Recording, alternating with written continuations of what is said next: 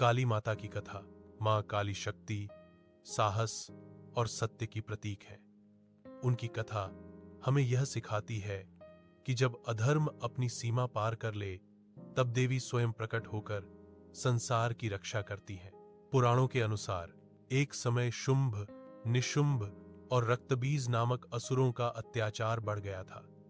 रक्तबीज को वरदान प्राप्त था कि उसके रक्त की हर बूंद से एक नया असुर उत्पन्न हो जाता था। देवता असहाय होकर मां दुर्गा की शरण में गए। युद्ध के दौरान जब रक्तबीज घायल होता, तो उसके रक्त से असंख्य राक्षस जन्म ले लेते।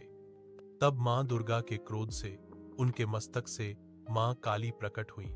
मां काली का रूप अत्यंत भयानक था।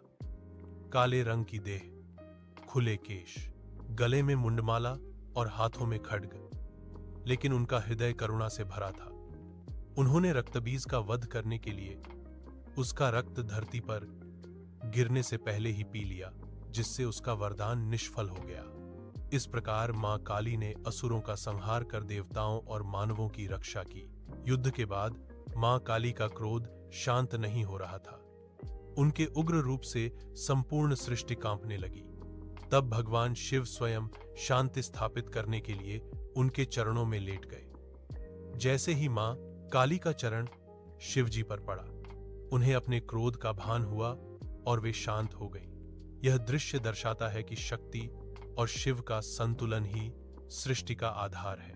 मां काली हमें सिखाती हैं कि वे केवल विनाश की देवी नहीं, बल्कि अज्ञान, भय और अहंकार के विनाश की देवी हैं।